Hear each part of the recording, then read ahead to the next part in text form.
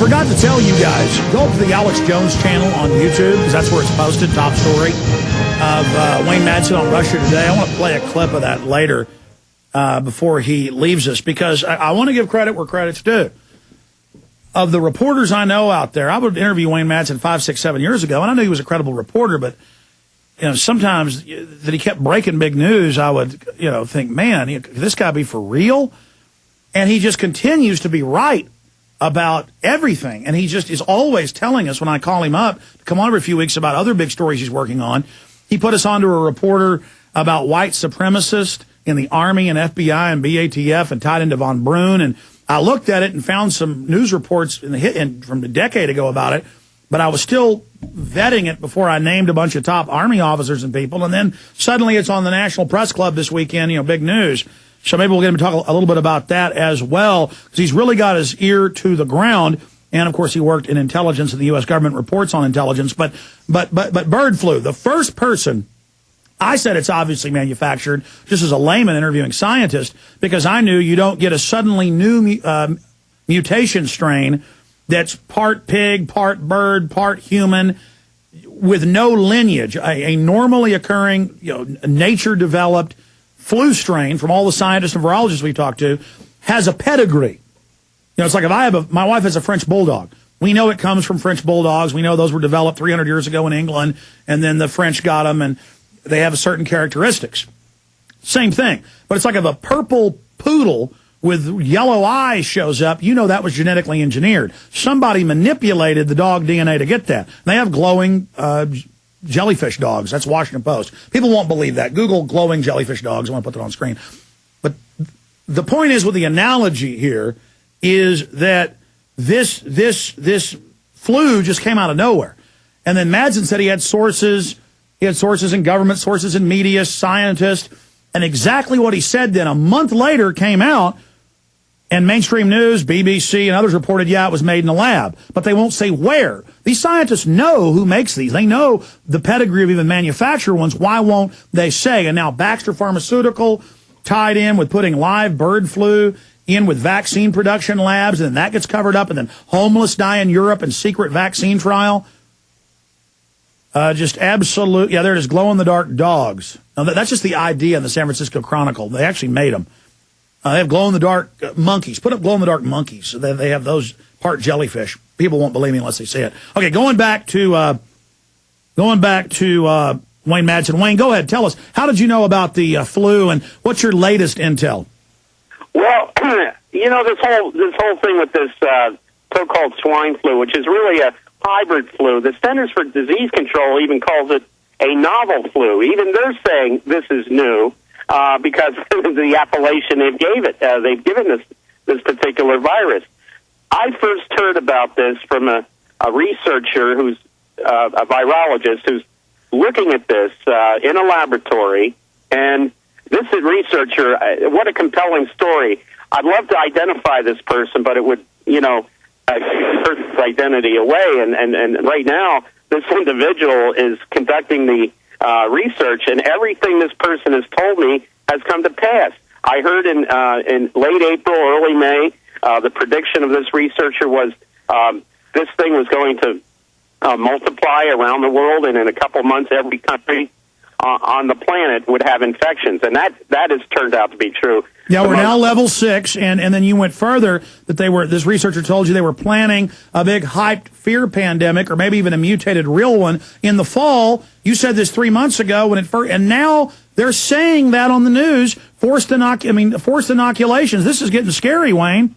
Well, right. The other prediction of the researcher was that it would begin to mutate, and that any vaccine that would be created to handle the new mutated, the present virus right now, the H1N1, if it mutates, that vaccine would not work against that particular form of the flu. Now we know from Brazil and Germany that this flu is now mutating, so that prediction has come true. And now we know that it came out in the news today that this mutated version of the flu is now the vaccine won't help. It's resistant to the vaccine. So all this has come to pass, And I just believe that this individual who's working very closely with the person who created this virus in a laboratory was right on the money. And the fact is, it was man-made. It was a Jurassic Park type thing. Some scientists backed by the U.S. Army, Fort Detrick, and the National Institutes of Health dug up the corpse of a very obese Eskimo woman who died of this in the 1918 pandemic, found some tissue they could use, took it back to the Armed Forces Pathology Institute in Rockville, Maryland, which is just down the highway from Fort Detrick, and recreated this and then began to gene splice it. And that's what we have today with the H1N1, what they call swine flu. I call it hybrid flu.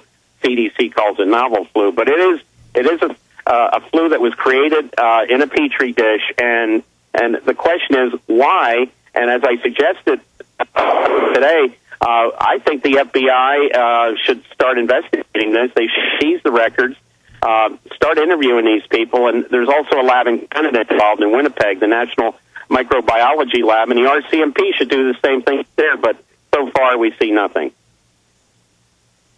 Absolutely. This is scary because they're hyping it. The media is saying it's going to get bad in the fall when it's only killed less than 30, 40 people, depending on what numbers you look at. And then you got all these scientists saying, yeah, it's been manipulated genetically from a lab somewhere, but then there's no big debate about the mystery of where it came from. Instead of it's a mystery about, did Michael Jackson commit suicide? I mean, I don't care about Michael Jackson. I care about my kids dying of some weaponized flu, and I care about forced inoculations for a flu vaccine. They admit it's already mutated. It won't even help you. I mean, I'm worried about the imploding economy. I'm worried about Northcom, the police state, and instead it's all about Michael Jackson while all of this is happening. What are your inside sources, if any, saying? I mean, can you tell us then if this person, this source, is the scientist you talked to, it says they know who produced it? Do they know why it was produced? Do they know if this was done in research and then somebody took it from them? Anything else, Wayne? Just I've gotten from the researcher is that one thing that these researchers do is they try to eliminate every other possibility. The one thing that has been eliminated is this did not come from any animal. So this is you can lay that one to rest. The pigs are getting a bad rap on this. Remember when it first started in Mexico, they tried to blame it on some a pig farm down there that was run by Smithfield, and that's not true. It didn't come from there. The media tried to hype that. And that's now admitted, by the way. You said that day one. That's now admitted. Right. And this researcher is now stating that the feeling is that it was engineered to sell vaccines, and that's the there's the profit motive. The individual who created this actually has a financial interest in a company that manufactures a laboratory that manufactures the vaccine, or is trying to find a vaccine to manufacture for this particular strain and maybe future mutated strains. So it looks like this is a situation where there was a criminal intent here all along, and I'm surprised that the FBI, the RCMP, and other law enforcement agencies aren't looking at that, because now it was reported that over 1 million people are infected in the United States, and some 34,000 in New York City alone. Yeah, that's USA Today and Reuters. Now, again, it's perfect. It's novel, so normal virologists look at it and get scared, but it's not that bad acting. So it's perfect to spread, create fear, but not actually kill a lot of people. Is that what they're planning, just to sell vaccines? Or is it cold-bloodedly designed, because I know they have these that mutate, to then become airborne, more airborne, and kill more people? Well, I think all possibilities are on the table as far as this is concerned.